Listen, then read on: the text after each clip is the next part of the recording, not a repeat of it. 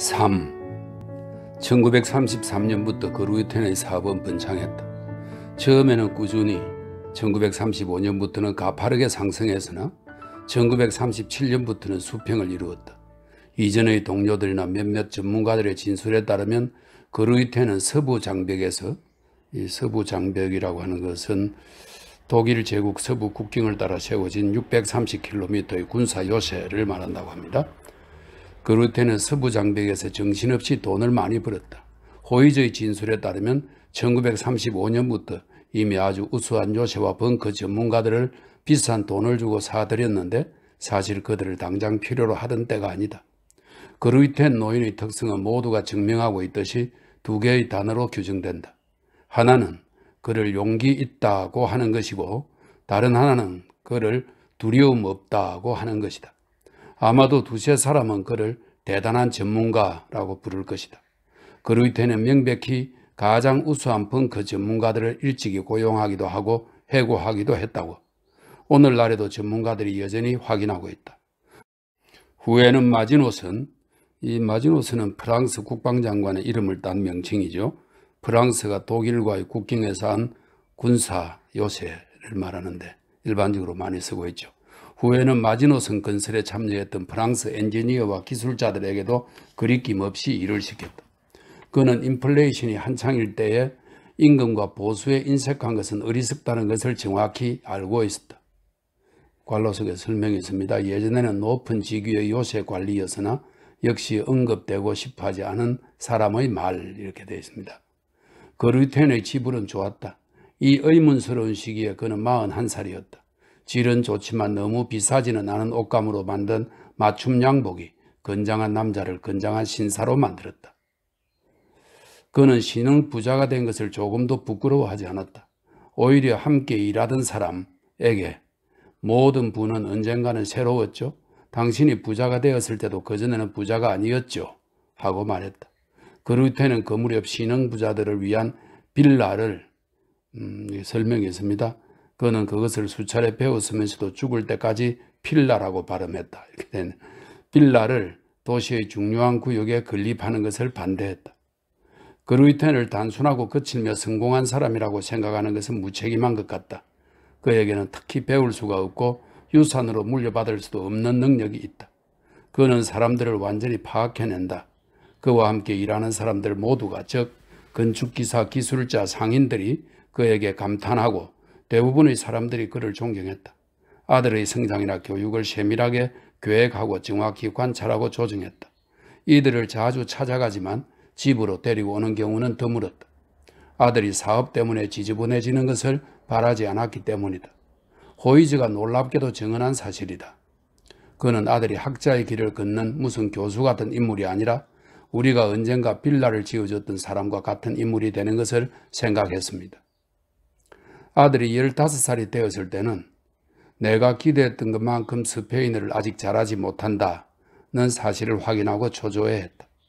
그는 한 가지만은 한 번도 한 적이 없다. 즉 레니를 바보 같은 여자라고 생각한 적이 없다. 첫 영성체에서 레니가 분노를 일으켰던 일은 결코 그를 화나게 하지 않았다. 그는 큰 소리로 웃고 덧붙였다. 레니는 자기가 원하는 바를 정확히 알고 있어요. 이러한 일은 그의 인생에서 드문 것이었다.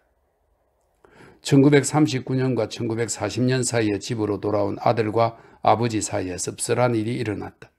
아들은 서양의 세 개의 산에서 내려와 열차로 4시간 걸리는 곳에 있는 늪지에 배수관을 만들어 주었다. 그는 그동안 아버지의 강요적인 소망에 따라 세르반테스의 작품을 원어로 읽을 수 있었다. 그의 아버지는 그 대가로 스페인의 예수 교도에게 상당한 액수의 특별 사례금을 지불했다. 6월과 9월 사이에 가족을 7번쯤 방문했다. 1939년 9월 말에서 1940년 4월 초에 이르는 동안 대략 5번 가족을 찾아보았다. 그리고 그에게 제공된 아버지의 폭넓은 인간관계에 의한 도움을 거절했다. 사실 그것을 받아들이면 쉬웠을 것이다. 그를 적당한 곳으로 파견하든가 아니면 전쟁의 중요한 협력자로 아주 제대를 시킬 수도 있었다. 여기서 중요한 것은 집에서 계속 웅크리고 앉아서 아들이 찾아오기를 기다리는 아버지가 아니라는 것을 생각해야 한다는 것이다. 그는 그 사이에 정부의 비행기를 타고 네, 레닌은 비행을 대단히 즐긴다 이렇게 설명되어 있습니다. 그는 그 사이에 정부의 비행기를 타고 많은 정도가 아니라 과도하게 일이 많고 대단히 중요한 일들을 처리하는 남자로서 겨우 짬짬이 시간을 내는 그러한 아버지였다. 사랑하는 아들과의 모임에 늦지 않기 위해서는 중요한 약속을 거부하고 장관들과의 약속을 가진 핑계를 대고 거절해야만 하는 아버지였다. 그런데 이런 커피 시간이나 아침 식사 시간과 점심 식사 시간이 거기에 참석한 모든 사람을 단지 불편하게 한 것만이 아니라 점점 더 고통스럽고 예민하게 했으며 결국에는 끔찍하게 여기도록 했다는 설명을 덧붙일 필요가 있다. 당시 26살의 로테 호이즈는 이미 많이 인용한 지배인이자 격리 책임자인 오토 호이즈의 며느리다. 그녀는 남편 빌헬름 호이즈도 잠깐 설계사로 일했던 그루이텐 회사의 비서였다. 로테는 이미 1939년의 중요한 몇 개월 동안 그루이텐의 회사에서 일했으므로 휴가차 머무르고 있는 그의 아들과의 커피 시간에 참석했다. 호이즈 노인은 며느리와 그루이텐의 관계를 에로틱했지만 물론 플라토닉 관계였다고 미화했다. 레닌은 이 고통스러운 9개월 동안을 다른 관찰자들과 달리 많이 경험하지 못했다. 주의 깊게 살핀 것도 아니다. 그동안 대략 1939년 7월 레닌은 한 남자의 청을 들었다. 그 남자가 청해서 그 청을 받아들인 것이다. 그러나 그녀가 은근히 마음속으로 기다렸던 바로 그런 남자인지 아닌지는 몰랐다. 그 사람은 레니의 사촌 에르하르트 슈바이게르트다. 에르하르트는 지나치게 예민한 신경을 가진 성품 때문에 고등학교 졸업시험과 같은 거친 단계적 교육에 실패했다. 게다가 제3제국을 위한 고된 작업장에서 임시로 집으로 돌아왔다. 그는 마음에 들지도 않은 초등학교 교사 직업을 얻고자 우선 개인적으로 재능시험을 준비하고 있었다. 그러던 중 앞서 말한 고된 작업장에 소집되었다. 그곳에서 사촌 하인리히를 만나게 되었다. 하인리히는 그를 돌보았고 휴가를 맞아 집에 갈 때마다 그를 여동생 레니와 맺어주려고 노력했다. 그는 극장표를 사서 주며 둘을 내보냈고 영화가 끝난 후에 만나기로 약속했다가 나가지 않았다. 에르하르트가 휴가의 대부분을 또는 온 휴가 기간을 그루이텐 집에서 지내면서 어머니에게는 단지 잠깐씩만 들렀기 때문에 어머니는 지금도 불평을 한다. 그래서 어머니는 아들과 레니 사이에 진정한 사랑관계가 성립될 수 있는 가능성을 흥분하며 거부했다. 지금 한 가지 확실한 것은 에르하르트가 첫 번째 휴가, 즉 1939년 5월경부터 레니를 제대로 흠모했다는 사실이다. 그것은 논쟁의 여지가 없다. 유력한 증인들도 있다. 로테 호이즈의 고백에 의하면 레니와 에르하르트를 자기 집으로 여러 번 끌어들이려고 했다는 것이다. 그들만이 있도록 하기 위해서다. 청년은 22살, 건강하고 퍽 사랑스러웠습니다. 레니는 17이 조금 넘었어요. 그러나 솔직히 말씀드려서 레니는 충분히 성숙해 있었어요. 그때 이미 대단한 여성이었습니다. 반면에 에르하르트는 수줍어했습니다. 여기서 이미 생긴 오해를 풀고 또 앞으로 오해가 생기지 않도록 하기 위해 로테 호이즈를 설명해야겠다. 1913년생, 신장 164cm, 체중 60kg, 흰머리가 섞인 갈색 머리는 밀가루처럼 건조하며 교육은 받지 않았으나 변정법적인 능력을 타고났다. 그래서 그녀는 대단히 개방적인 인물로 마르그레트보다도 더 개방적인 인물로 평가받는다. 에르하르트의 시기라고 하는 것은 레니와 에르하르트가 가까이 지내던 시기를 말합니다. 에르하르트의 시기에 그루이텐과 꽤 친밀하게 생활했으므로 레니와 관련되는 일이면 우상화 성향을 가진 판도름보다 훨씬 더 신뢰할 만한 정인이다. 그루이텐 노인과의 구설수에 대해 말을 꺼내자 로테는 솔직히 말했다. 그 무렵 이미 우리 둘의 관계는 무엇인가 될 수 있었어요.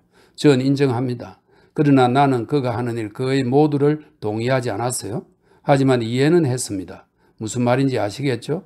그의 아내는 너무 겁이 많았어요. 요새를 만드는 일들은 그녀를 불안하게 했고 공포에 떨게 했으며 마비시켜버렸죠. 그녀가 적극적이고 현실적이었다면 아들을 스페인의 어디에 어느 수도원에 또는 아일랜드 독립결사대원들이 사는 곳에 숨길 수 있었을 겁니다. 그녀가 그곳에 한번 가서 모든 것을 한번 보았더라면 말입니다. 그랬더라면 물론 나의 남편과 에르하르트는 독일 역사를 비켜갈 수 있었을 겁니다. 오해가 생기지 않도록 덧붙이자면 헬레네 그루이텐은 퍽 상냥한 여자였습니다. 그뿐만 아니라 선량하고 똑똑했어요. 그러나 내가 무슨 말을 하는지 아시겠지만 역사에 맞서지 못했어요. 강해지지 못했어요. 정치도 사업도 그리고 하인리히가 의식적으로 달려들었던 끔찍한 자기 파멸도 견뎌내지 못했어요. 자, 아들 하인리히에 대해 이야기하죠. 그가 행한 일은 명백히 자살이었어요.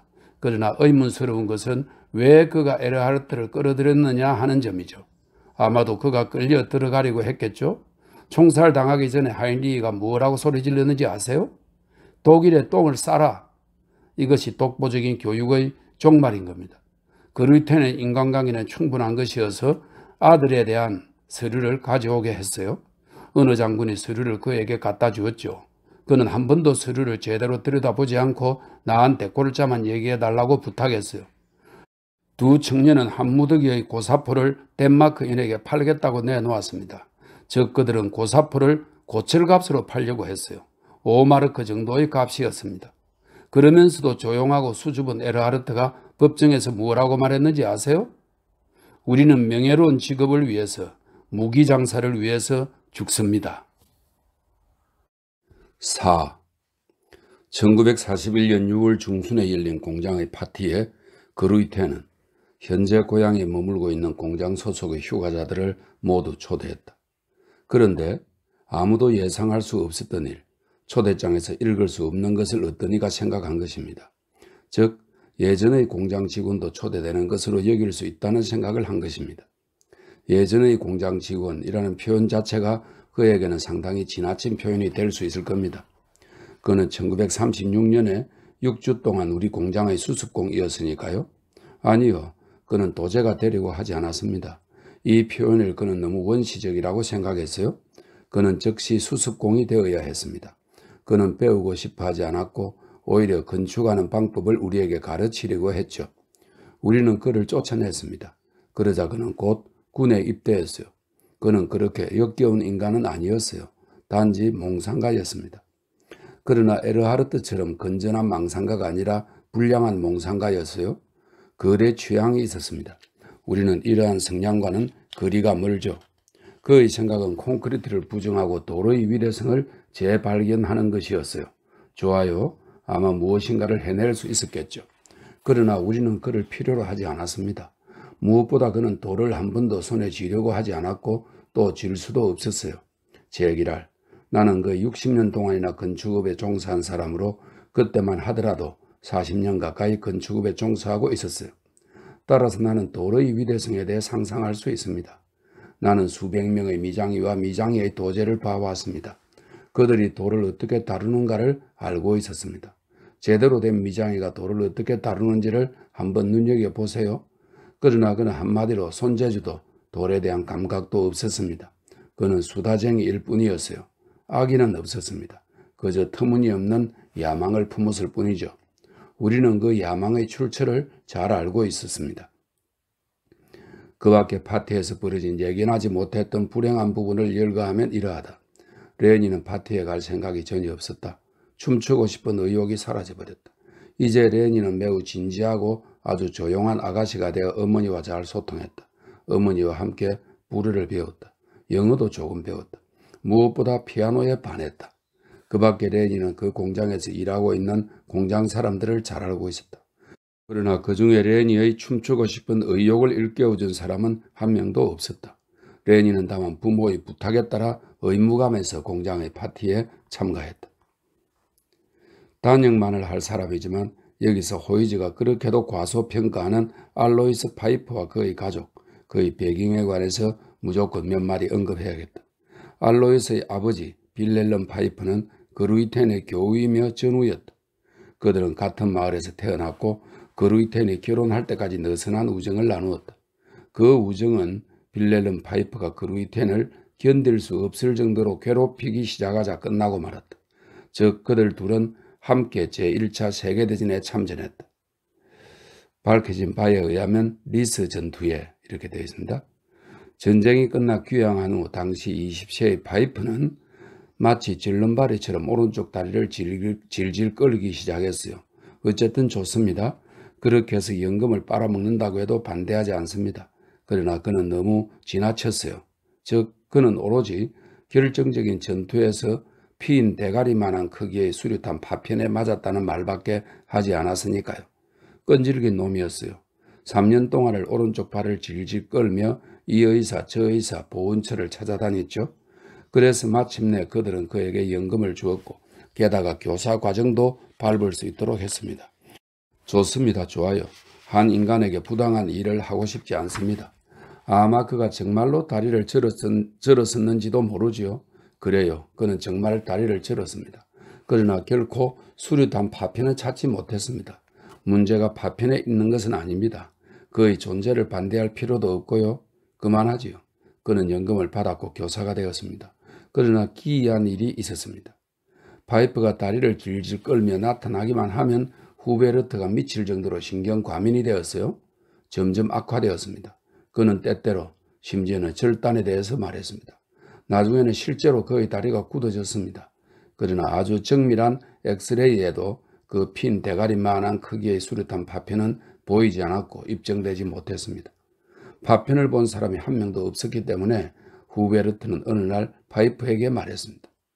지금까지 아무도 본 사람이 없다면 자네는 수류탄 파편이 핀 대가리만큼 크다는 것을 어떻게 알고 있는가? 전곡을 찌른 질문이었다고 말씀드릴 수 있습니다. 그때부터 파이프도 모욕을 느꼈습니다. 그러나 그는 그 후 일종의 핀 대가리 세계관이라는 걸 만들어냈습니다.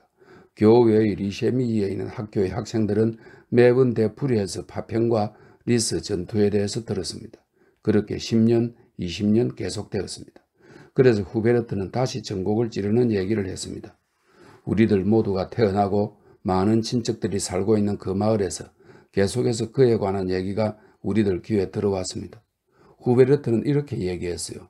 그가 다리에 파편을 맞았다고 할지라도 그것은 내가 알고 있는 가장 사기적인 다리입니다. 그가 다리를 질질 끌고 다니지만 전쟁에서라니 말도 안 되는 얘기입니다. 내가 그 전장에 있었습니다. 우리는 세 번째 아니면 네 번째 구렁에 있었고 전혀 전투에 휩쓸리지 않았습니다. 물론 그곳에 유탄 같은 것은 있었어요. 그러나 전쟁이 어리석은 짓임은 우리가 알고 있어요. 그가 묘사하는 것처럼 그렇게 험악하지는 않았습니다. 우리들이 겪은 전투는 하루 반 동안밖에 지속되지 않았어요. 그것 때문에 자신의 인생을 논할 수는 없는 것입니다. 그런데 이제 빌렐름의 아들 알도로시가 무도에 나타났습니다. 이날 저녁에 새로이 시작된 레니의 춤추는 기쁨에 대한 믿을 만한 정보는 없다. 순전히 소문과 귓속말뿐이다. 저녁 8시에서 아침 4시 사이에 대략 24번 내지 30번 무도곡을 틀었다고 가정하면 레니는 12번 정도 춤을 추었다. 레니는 자정이 지난 후 알로이스와 함께 홀을 떠났다. 레니는 추측되는 12번의 춤을 대부분의 사람과 또는 거의 모두와 춤춘 것이 아니라 모두 알로이스하고만 추었다. 아버지하고 춤을 추는 것도 동의하지 않았고 호이저 노인하고도 추지 않았다. 오로지 알로이스하고만 춤을 추었다. 그가 새벽 1시경에 레니를 그리 멀지 않은 곳에 있는 공원으로 바뀐 성호 속으로 유인해 가기 전까지 레니는 알로이스와 함께 대략 12번 정도 춤을 추었다. 물론 이러한 결과에 대해서는 수없이 숙고되고 이론화되고 논의되며 분석되었다. 접근하기 힘든 것으로 알려졌던 레니가 하필이면 그런 사람과 함께 빠져나갔다는 것은 스캔들이고 센세이션이었다. 레니가 한 유일한 해명은 그 다음 사흘과 관계되는 것으로 설명할 수 없을 정도로 고통스러운 것이다. 레니는 이러한 사실을 마르그레트, 마르야, 로테에게 똑같은 톤으로 얘기해 주었다. 그 밖에 찾아낸 것은 알로이스는 절대 매우 다정하지도 상상력이 풍부하지도 않은 애인이었다는 결론이다. 알로이스는 유혹한다거나 또는 그와 비슷한 경향에 대한 적극성은 결코 드러내지 않았다. 그래서 늦은 시간에 존경하는 가족을 찾아가는 방법밖에 없었다. 괴롭지만 레니는 먼저 파이프 가족을 만났다. 가족은 멀리 떨어진 교외에 살고 있었다. 파이프 노인은 승리의 기분을 겨우 감추고 나무랐다. 넌 어떻게 내 옛 친구의 딸을 유혹할 수가 있니? 파이프 부인은 전혀 어울리지 않아 라고 못마땅하다는 말에 그쳤다. 당시에 15살이었던 하이니리 파이프는 이 시동생입니다. 하이니리 파이프는 커피와 꼬냑을 마시면서 밤을 보내고 상세한 결혼 계획을 세웠다고 정확히 기억하는 것 같다. 결혼 계획에 대해 레니는 침묵했는데 전혀 그녀에게 물어보지 않았기 때문이다. 결국 그녀는 잠이 들어버렸다. 그녀가 잠든 사이에 사람들은 집의 크기와 시설 같은 세밀한 부분까지 의논했다. 아침에 레니는 아주 드러내놓고 거리의 매춘부 같은 도발적인 일을 시도했다. 담배 2대를 연달아 피웠다. 담배 연기를 들이마셨다가 코로 내뿜었다. 입술에 립스틱을 제대로 발랐다. 전화로 이웃 마을에서 택시를 불러왔다. 그러곤 그루이텐의 집으로 갔다. 관로 속의 설명입니다. 지금부터는 정인 판도로의 말에 의지한다. 레니는 계속해서 침묵하기 때문이다. 되어 있습니다. 곤란하게도 이런 시각이었다. 7시 반에 도착했다. 그루이텐 부인은 거의 잠을 자지 못한 채 침대에 누워있다가 아침 식사를 했다. 그녀, 즉 레니는 사흘째에 다시 소생했습니다. 그녀는 즉시 어머니에게로 달려가서 포옹을 했어요. 그러고 나서 자기 방으로 가면서 나에게 아침 식사를 방으로 가져다 달라고 부탁했습니다. 그리고는 피아노로 갔어요. 난 그루이텐 부인을 깨워야 했습니다. 내가 무슨 말을 하는지 아시겠죠? 부인은 차분하고 화장을 하고 가볍게 쇼를 걸쳤어요. 오래됐지만 아주 값진 것으로 바르켈 가족이 막내딸에게 물려준 것이에요. 그러곤 파이프 가족이 기다리는 거실로 가서 친절하게 물었어요. 뭘 원하십니까? 존칭 때문에 처음에는 논쟁이 있었습니다. 헬레네, 왜 갑자기 우리에게 존대를 하지? 그러자 그루이텐 부인은 내가 당신들에게 지금껏 반말을 했던 기억이 없습니다. 라고 했어요. 이에 대해 파이프 노인이 대꾸했습니다. 당신 딸에게 우리 아들의 구원을 청합니다.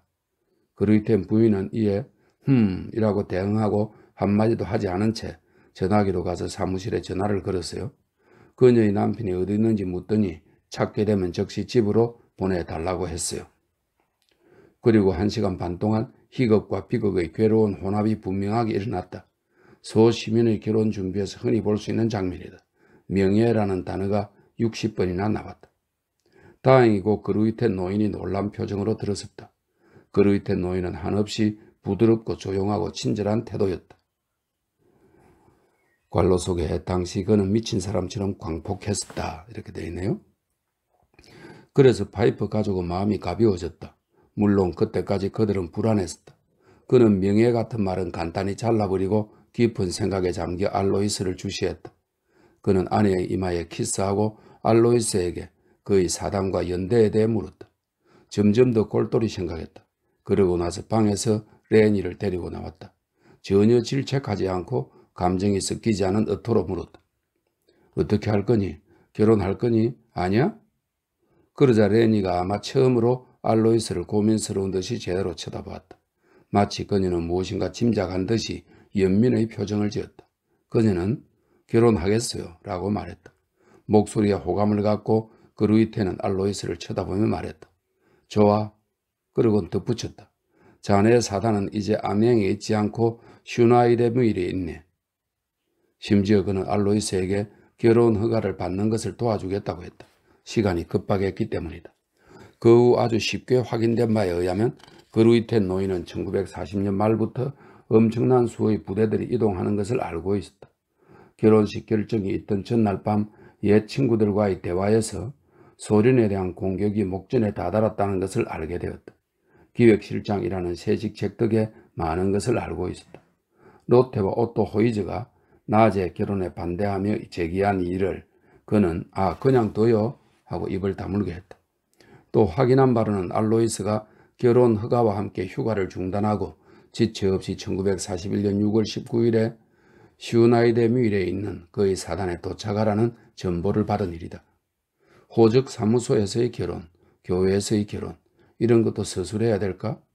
레니가 흰 드레스를 입는 것을 거부했다는 것과 알로이스가 결혼식 식사 때 아주 신경질적이었다는 점은 중요한 일인 것 같다. 레니가 공식적인 결혼 첫날 밤이 없어진 것을 결코 슬퍼하지 않고 여기까지 그를 배웅하고 키스를 받았다는 일도 중요하다. 나중에 레니가 유달리 폭격이 심하던 1944년 방공호 속에서 마르그레트에게 고백한 바에 의하면 알로이스가 출발 1시간 전에 집의 다리미질하는 방에서 부부의 의무를 강조하면서 명예롭고 합법적으로 동침하자고 강요했다는 것이다. 1941년 6월 24일 저녁에 알로이스가 소련의 그로드노르로 진격했다가 전사했다는 소식이 왔다. 그와 관련해 중요한 것은 레니가 상복을 입는 일과 슬픔을 나타내는 것을 거부했다는 사실뿐이다. 의무 때문에 알로이스 사진 한 장을 에르하르트와 하인리의 사진 옆에 붙였을 뿐이다. 그러나 1942년 말에 이미 알로이스의 사진을 벽에서 떼어버렸다. 전시 경제의 사정이 점점 나빠져 레니가 회사에서 하는 일은 거짓 일이었고 1942년 초에 실시한 회사의 엄격한 검토 끝에 레니의 자동차마저 빼앗길 위기에 처했다. 내용을 알고 있는 사람들은 처음으로 레니가 뭘 부탁하는 것을 보게 되었다. 레니는 아버지에게 그 물건, 괄호 속에 그녀는 이 표현으로 자기 자동차 아르르를 말했다. 이렇게 되어 있네요. 그 물건을 그냥 두어달라고 부탁한 것이다. 아버지가 이제 자동차는 그의 군함 바퀴라고 설명했을 때 레니는 간청했다. 그녀는 결국 아버지가 온갖 수단을 동원해 반년 동안의 시간을 벌었다고 할 때까지 절절하게 간청을 했다. 레니가 라헬 수녀를 찾아갔던 일은 잘 알려져 있지 않다. 왜냐하면 그 수도원에 살고 있는 수녀들은 레니가 라헬 수녀와 가까운 사이인 것을 밝히는 일을 중요하게 생각지 않았기 때문이다. 마르그레트가 이미 암시했던 계획들이 근거인데 그 계획들은 앞으로 밝혀질 것임에 틀림없다.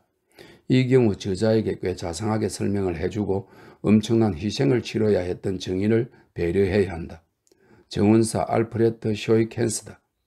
다리와 팔이 절단된 그는 25살도 되지 않은 1941년부터 수녀들을 위해 정운사이자 보조수의로 일했다. 그래서 레니의 방문에 대해 자세히 알고 있었음에 틀림없었다. 그와는 단지 2번 얘기를 나눌 수 있었다. 2번 얘기를 나눈 후 그는 노르트라인에 있는 수도원으로 정건되었다. 그곳에서 그를 찾으려고 했을 때 그는 다시 다른 곳으로 정건되었다. 아직 대화가 가능했던 지난번 방문 때 쇼이켄스가 말했다. 물론 나는 자문하곤 했습니다. 어떤 여자인데 늘 그렇게 멋지고 훌륭한 자동차를 가졌는가 하고요. 정당 보스의 부인이나 여자친구라고 생각했습니다. 그렇지 않고서야 누가 그때 자기 자동차를 운전할 수 있었겠습니까? 물론 아무도 알아서는 안 되었습니다. 내가 몰래 그녀를 정원으로 들여보냈어요. 여기 내 작은 집을 통해 들여보냈고 다시 이곳으로 내보냈죠. 그런데 발각되었습니다. 저곳 2층의 수녀방에서 담배 꽁초가 발견되고 담배 냄새가 났기 때문입니다. 우리는 한번 방공 감독관과 하고도 크게 다투었습니다. 감독관이 창에 비친 불꽃을 보았다는 거죠. 2층에서 함께 담배를 피웠다면 성냥불이었을 겁니다. 사방이 어두우면 1킬로 밖에서도 보이죠. 다툼이 있었어요. 작은 여자를 지하실에 숨겼어요. 예, 작은 노수녀 말입니다. 그녀가 지하실로 이사할 때 한번 본 적이 있습니다. 기도 의자와 침대를 가지고 있었지요. 십자상은 가져가려고 하지 않았어요. 가져가지 않았어요. 그녀는 이렇게 말했어요. 이건 예수님이 아니에요. 예수님이 아니에요. 무서운 일이었습니다. 멋쟁이 금발의 아가씨가 늘 찾아왔어요. 고집이 셌다고 말씀드릴 수 있습니다. 자신을 도와서 작은 수녀를 빼내야 한다고 나를 설득하려 했습니다. 그녀는 수녀를 그냥 데려가려고 했습니다. 나는 결국 어리석은 짓을 저지르고 말았습니다. 뇌물에 넘어가고 말았습니다. 담배, 버트, 커피 같은 것. 그리고 계속해서 그녀를 들여보냈습니다. 지하실로 말입니다. 최소한 지하실에서는 담배를 피워도 아무도 보지 못하거든요. 창문이 예배당보다 밑에 있으니까요. 그러다가 어느 날 수녀가 죽은 겁니다. 정원에 있는 작은 묘지에 그녀를 묻었습니다. 관은 있었습니다. 신부는 없었습니다. 십자가도 없었습니다. 나는 원장 수녀가 말하는 것만 들었습니다. 이제는 적어도 망할 놈의 흡연자 명단 때문에 그녀가 우리를 분노하게 할 일은 없겠군요. 여기까지가 쇼이켄스의 이야기다. 레니는 아주 멋쟁인 아버지가 하루의 대부분을 시내에 있는 사무실에서 보내는 것을 알지 못했을까? 그는 사무실에서 회의를 했다. 기획실장이었다. 더 이상 주인이 아니었고 동참자도 아니었다. 굉장한 액수의 고정월급과 경상비로 지탱되는 자리였다. 레니는 사무실을 떠난 것만이 아니었다. 사무실로 발을 들여놓는 일도 거의 없었다. 레니는 로테 호이즈에게 새로 찍은 돈 무더기를 보면 구토증이 일어난다고 고백했다. 레니는 앞으로 있을 차압의 위험으로부터 자동차를 보호하려고 했고 주변 지역을 여기저기 몰고 다니는데 자동차를 사용했다. 이제는 어머니를 태우고 다니는 일이 더욱 잦아졌다. 그들은 되도록 라인강 가까이에 있는 카페와 음식점에 몇 시간 동안이나 앉아서 서로 미소를 건네고 라인강을 지나는 배들을 보고 담배를 피웠습니다. 이 시기에 그루이텐가 사람들에게 나타난 것은 사람을 서서히 미치게 하는 정의를 내릴 수 없는 명랑한 성격이었어. 그루이텐 부인의 병은 결국 좋아질 희망이 거의 없다는 진단이 내려졌어요. 복합적인 경화증이 점점 더 빨리 종말 단계에 이른 거예요. 레니가 그녀를 자동차에 태우고 내렸습니다. 읽지도 못했습니다. 예의치도 읽지 못하고 이따 그 묵주를 손에서 떨어뜨리는 일도 있었습니다. 그리고 교회의 위안도 요구하지 않았습니다. 그루이텐과의 생활에서 이 시기, 즉 1942년 초부터 1943년 초 사이는 명백히 가장 화려했던 시기로 특정 지을 수 있다. 책임감이 없었어요. 전혀 책임감이 없었어요. 내가 오늘날 왜 레니와 직접적으로 경직된 관계도 아니고 썩 부드럽지도 않은 사이인지를 말한다면 이해가 더 잘 될 겁니다. 그들 그루이텐가 사람들입니다. 그들은 유럽의 암시장이 내놓은 모든 것을 즐겼습니다. 결국 몸살이 나는 일이 밝혀졌습니다. 난 오늘날까지도 후베르트가 왜 그 일을 했는지 모르겠어요. 그는 그것을 할 필요가 없었습니다. 정말이에요. 그것을 할 필요가 없었어요. 그루이텐은 약 60km 떨어진 작은 도시에 회사를 하나 설립했다. 그는 회사 이름을 슐루문트 존이라고 불렀다. 그는 거짓 증명서를 준비했다. 거짓 서명으로 거짓 주문을 했다. 어쨌든 그 일은 8, 9개월 계속되었고 건축계에서는 죽은 영혼들의 스캔들이라고 했다. 이 엄청난 스캔들은 추상적인 메모장 놀이에 존재한다. 메모장 놀이에 수많은 사람이 지불을 했고 관계되었다. 그러나 암시장을 통해 목적을 알 수 없는 시멘트 값을 또 회사의 모든 비용을 지불하는데 실제로는 존재하지 않는 외국인 노동자가 크나큰 역할을 했다. 건축가, 현장 소장, 십장, 공장 식당 요리사 등이 단지 그루이텐의 메모장에서만 존재했다. 판매 기록이 누락된 적도 한 번도 없었다. 서명도 잘못된 곳이 없었다. 은행 계좌, 은행 거래장부 모든 것이 존재했다. 철두철미 정확했다. 보다 분명하게 표현하자면 정확하게 가동된 사건이다. 이 말은 나중에 법정에서 한 숄스도르프의 말입니다. 이 숄스도르프 박사는 당시 겨우 31살이었지만 모든 사람 중에서 또 정예의 조사위원회 위원 중에서도 술책을 사용하지 않고 접촉할 수가 있었다. 나는 술책을 두려워하는 것은 아니지만 술책을 부릴 필요가 없습니다. 이렇게 설명이 되어 있고요. 그는 신체 조직에 이상은 없으나 군인으로서는 적당치 않다고 기록되어 있는 인물이다. 그가 지나치게 섬세하고 예민하고 또 신경이 날카롭다는 것이 이유였다. 그래서 누구도 그와 모험을 하려고 하지 않았다. 확실하게 하기 위해서 한 가지를 더 밝히면 영향력이 있는 자리에 있는 숄스도르프의 대학 친구가 숄스도르프를 작은 도시의 재무국에서 복무하게 했는데 익숙지 않은 일들을 놀랍게도 신속히 훌륭하게 처리했다는 것이다. 그래서 1년 후에는 그 누구도 대신할 수가 없었다는 것이다. 설명입니다. 숄스도르프의 상관인 재무국장은 크라이프 박사였는데 그는 프로스타타 휴양지에서 찾아낼 수 있었다. 이렇게 되어 있습니다. 크라이프 박사는 말했다. 숄스도르프는 의학자인데도 계산을 할 수 있을 뿐만 아니라 복잡한 재정과 장부 문제의 과정들을 정확히 꿰뚫어보고 대규모 업무 행위에서 의문스러운 점을 인식해내는 능력이 있었어요. 본래 그의 재능과는 반대죠. 본래 그의 재능이란 슬라브 문학이었다. 오늘날까지 숄스도르프가 열정을 가지는 전문 분야는 19세기 러시아 문학이다. 통역관이라는 매혹적인 자리의 제안을 받더라도 나는 재무국에서 일하는 것을 우선으로 여깁니다. 하사관이나 장군의 독일어를 러시아어로 번역하는 일요. 내가 이 성스러운 일의 품격을 손상시키고 실용적인 정보 의유로 바꾸는 일을 해야 한다고? 결코 안 합니다. 숄스도르프는 늘 하듯이 악의 없이 서류 검토를 하다가 슐레문트 존 회사의 자료를 접하게 되었다. 아무것도 발견하지 못했다. 조금도 흠잡을 것이 없었다. 단지 우연히 월급 명단을 살펴보기 시작했다. 그러자 그는 깜짝 놀랐다. 난 흥분했다고 말할 수 있을 뿐입니다. 이름들을 접했는데 나는 그 이름들을 알고 있을 뿐만 아니라 여전히 그 이름들과 생활하고 있습니다.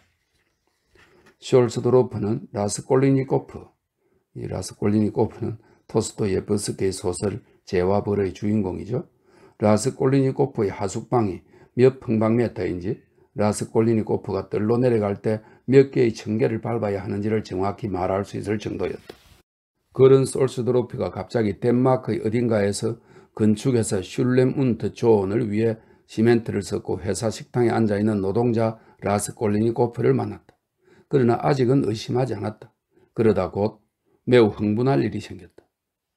스비드리가일로프와 라주미인을 만나고, 이것은 이 죄와 벌의 등장인물들입니다. 마침내 치치코프와 소바케비치, 이거는 고골의 소설 죽은 혼의 등장인물들입니다. 를 발견했다. 그리고 약 23번째 줄에서 콘차로프를 만났다. 그러다 저임금을 받는 전쟁 노예인 푸시킨, 고골, 레스몬포트를 발견했을 때는 창백해졌고 분노에 떨었다. 톨스토이라는 이름 앞에서는 전혀 말릴 수가 없을 정도였다. 여기서 명백하게 해두어야 할 일이 있다. 숄스도로프 박사는 독일 전시경제의 청렴 같은 것은 전혀 문제 삼지 않았다. 그는 그러한 것에는 전혀 관심이 없었다.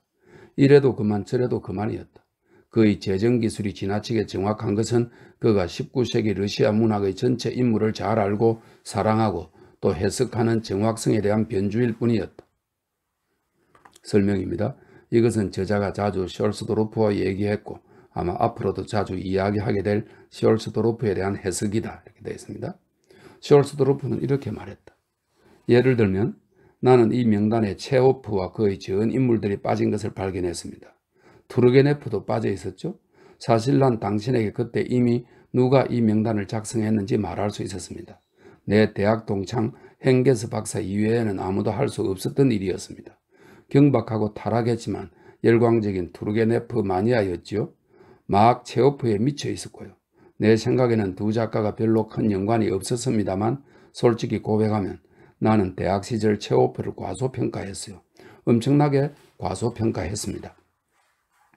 숄스도로프는 단지 이틀 동안 열린 소송 사건에서 가장 중요한 유죄 사실의 증인이 되었다.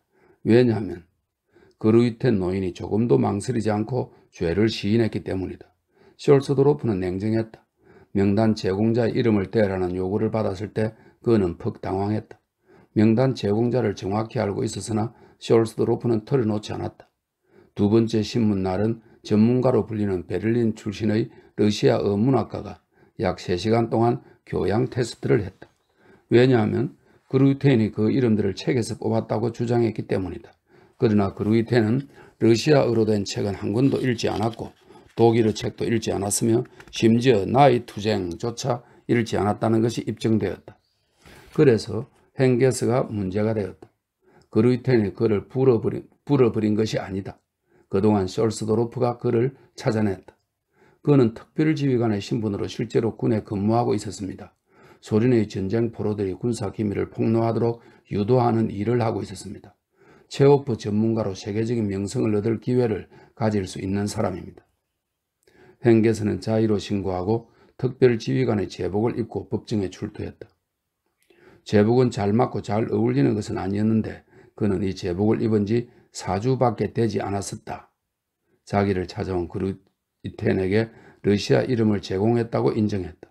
그는 이름 하나에 10마르크씩이 지불됐다는 것을 말하지 않았다. 그는 법정에 오기 전에 그루이텐의 변호인과 이 문제에 대해 상의했고 변호인에게 밝혔다. 한마디로 지금은 어떻게 할 수 없습니다. 아시겠어요? 그러자 그루이텐과 그의 변호사는 이 곤란한 세부 사항을 포기했다. 하지만 헨게스는 부분 근처의 술집에서 숄스도로프와 언쟁을 계속하다가 이 일을 고백해버렸다. 이 일은 숄스도로프와 헨게스 사이의 법정 언쟁으로까지 이어졌다. 언쟁 중에 숄스도로프는 헨게스에게 흥분해서 큰 소리로 외쳤다. 당신은 모든 사람을 배반했어요. 당신의 두르게네프와 체호프만 빼고. 이 러시아의 소란을 검사가 중단시켰다. 이 중간장의 도덕은 저절로 드러났다. 거짓 임금 명단을 작성한 건축업자가 문학적 교양을 가졌다는 것이다. 문학적 교양을 가진 재정 관료는 반드시 유용해서 국가가 장려한다는 것이 입증되었다. 이 소송 사건에서 죄인은 한 사람이었다. 그루이텐. 그는 모든 것을 고백했다. 그래서 그의 입장이 어려울 것은 확연했다. 돈을 버는 욕심이 동기였다는 사실을 인정하지 않았기 때문이다. 동기를 신문받았을 때 진술을 거부했다. 사보타주할 생각이었느냐는 질문에도 진술을 거부했다. 그 후 레니는 여러 번 동기에 대한 질문을 받고 복수라고 입속말로 중얼거렸다. 복수? 무엇에 대한 복수인가? 이건 저자의 말입니다. 그루테는 가까스로 사형 선고를 면했다. 대단히 영향력 있는 친구들이 열정적으로 개입한 후에 비로소 사형을 면하게 되었다. 독일의 전시 건축 경제에 이론의 여지가 없을 정도로 공로를 세웠다고 적극 변호한 결과였다. 무기징역 선고를 받았다. 그의 전 재산이 차압당했다. 레니는 2차례 법정에 서서나 무죄가 증명되어 석방되었다. 호이즈와 로테 그리고 모든 친구들과 동료들도 무죄였다. 차압을 면한 유일한 것은 새를 놓고 있는 집이었다. 레니가 태어난 집이다. 그루이텐 부인은 분노를 이겨내지 못했다. 부인은 움직일 수 없었으므로 2~3차례 침대에서 신문을 받았다. 못 견딜 일이었습니다. 이 세상을 떠나는 것을 전혀 불행하게 여기지 않을 정도였어요. 우아하고 얌전하고 용감한 여성이었는데 결국 떠났어요. 후베르트에게 작별 인사를 하고 싶어 했는데 그렇게 하지 못했어요. 우리는 조용히 그녀를 묻어주었습니다. 물론 교회 의식을 따랐죠. 레니는 21살이 되었다. 물론 이제는 자동차가 없다. 그녀는 회사의 자리를 포기하는 것이 당연하다고 생각한다. 현재 그녀의 아버지는 흔적도 없이 사라졌다. 그녀는 이 모든 일로부터 상처받지 않은 걸까? 아니면 매우 상처받은 걸까? 멋진 승용차를 타고 다니는 세련된 금발 아가씨. 전쟁이 일어난 지 3년째 되던 해에 피아노를 조금 치거나 병상의 어머니에게 아일랜드 동화를 읽어주거나 죽어가는 수녀를 방문하는 일 외에는 별로 하는 일이 없는 것처럼 보였던 아가씨는 어떻게 될까? 이 시절의 레니에 대한 직접적인 이야기는 알려진 바가 거의 없다. 실제로 확인될 수 있었던 것은 레니가 일해야 할 의무가 생겼다는 점이다. 배후에서 일하던 독지가의 개입으로 레니는 화환을 엮는 집에 들어가게 되었다. 이 독지가는 좋은 일을 하면서도 이름이 알려지는 것을 바라지 않았다. 저자는 알고 있는 사람이다.